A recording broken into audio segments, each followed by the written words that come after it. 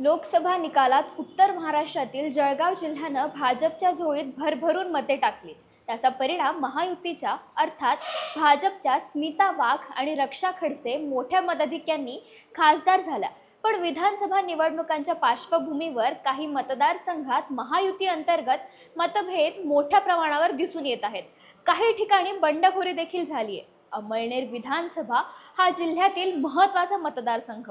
पहिल्याच प्रयत्नात आमदार, मंत्री आणि थेट पालकमंत्री पद आपल्या पदरात पाडून घेणारे राष्ट्रवादी काँग्रेसचे अनिल भाईदास पाटील यांचा हा मतदारसंघ।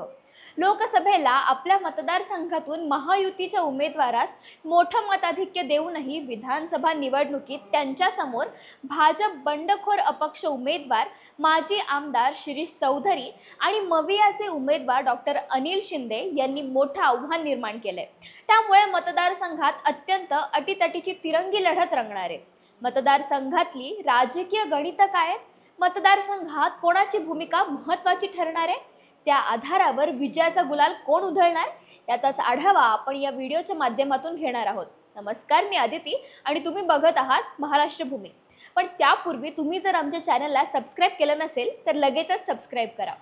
अमळनेर मतदारसंघात जळगाव जिल्ह्यातील अमळनेर तालुका आणि पारोळा तालुक्यातील बहादरपूर आणि शेळावे ही महसूल मंडळी येतात। 2019 पूर्वी या मतदारसंघावर भाजपचे वर्चस्व दिसून येत होते, परंतु गत विधानसभा निवडणुकीत आपल्या पराभवाची मालिका खंडित करत अनिल भाईदास पाटील यांनी विजय मिळवला। निवडणुकीच्या तोंडावर त्यांनी भाजपला सोडचिठ्ठी देत राष्ट्रवादी काँग्रेसमध्ये प्रवेश केला होता। त्यांनी भाजपच्या तिकिटावर निवडणूक लढवणाऱ्या शिरीष चौधरी यांना 8594 मतांनी पराभवाचा झटका दिला होता। त्यापूर्वी 2014च्या निवडणुकीत मोदी लाट असतानाही शिरीष चौधरी यांनी अपक्ष निवडणूक लढवत बाजी मारली होती। नंतर भाजपला पाठिंबा देऊन मतदारसंघात कार्यरत झाले होते।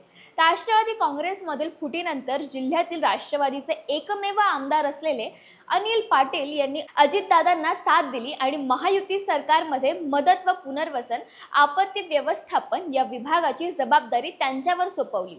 लोकसभा निवडणुकीत महायुतीतील सर्वच घटक पक्ष आणि नेत्यांनी एक दिलाने काम केल्यामुळे महायुतीतील भाजपच्या उमेदवार खासदार स्मिता वाघ यांना या मतदारसंघातून 71,070 एवढी मोठी आघाडी मिळाली होती। सिटिंग आमदार राष्ट्रवादीचे असल्याने महायुतीत जागा अजितदादांकडे गेली। त्यामुळे मतदारसंघात पूर्वीपासून तयारीला लागलेले भाजपचे शिरीष चौधरी अपक्ष निवडणूक रिंगणात उतरले आहेत। त्यांना भाजपचा पाठिंबा आहे की काय अशी मतदारसंघात चर्चा चालू आहे। तसेच शिरीष चौधरी हे भाजपचे नेते मंत्री गिरीश महाजन यांच्या जवळचे मानले जातात। त्यामुळे गिरीश महाजन काय भूमिका घेतात याकडे सर्वांचे लक्ष लागले। तसेच शिरीष चौधरी यांचा तालुक्यातील प्रभाव आणि त्यांचा कार्यकर्ता गट त्यांना पाठिंबा देत असल्याने महायुतीतील मतविभाजन अटळ आहे। अशा परिस्थितीत महायुतीचे उमेदवार मंत्री अनिल पाटील चांगलेच अडचणीत येऊ शकतात। तर दुसरीकडे महाविकास आघाडीत ही जागा शेवटच्या क्षणी काँग्रेसच्या वाट्याला आल्याने डॉक्टर अनिल शिंदे यांना उमेदवारी जाहीर झाली होती। त्यांना आघाडीतील घटक पक्षांचा आधार असून मतदारसंघातील जाती धर्माच्या समीकरणांचा त्यांना लाभ होऊ शकतो। महाविकास आघाडीत राष्ट्रवादी काँग्रेस शरद पवार गटात प्रवेश केलेले माजी आमदार डॉक्टर BS पाटील यांची ही भूमिका या ठिकाणी महत्त्वाची असणार आहे। गुरु शिष्यांची जोडी म्हणून BS पाटील आणि अनिल पाटील मतदारसंघात प्रसिद्ध आहेत।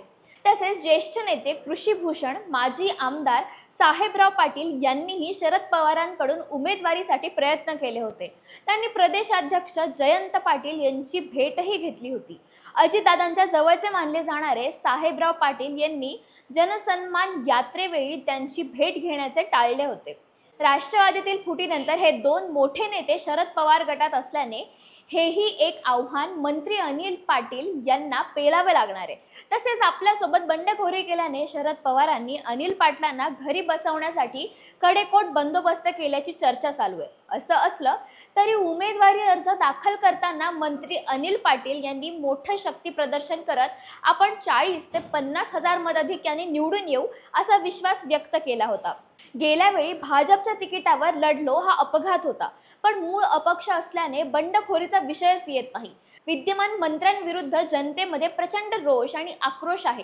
त्यामुळे मतदार यंदा मला आशीर्वाद देणार असं म्हणत शिरीष चौधरी यांनी शेड्डू ठोकलाय। ही निवडणूक या 3 प्रमुख उमेदवारांभोवती फिरत असली तरी सुद्धा इतरही उमेदवार मैदानात असून ते कोणाचं गणित बिघडवतात हे पाहणे रंजक ठरणार आहे। कृषी प्रधान असलेल्या या भागात शेतकरी, कामगार, व्यापारी वर्गाची मते महत्त्वाची असणार आहेत, तर दलित आणि मुस्लिम मते निकाल फिरवू शकतात।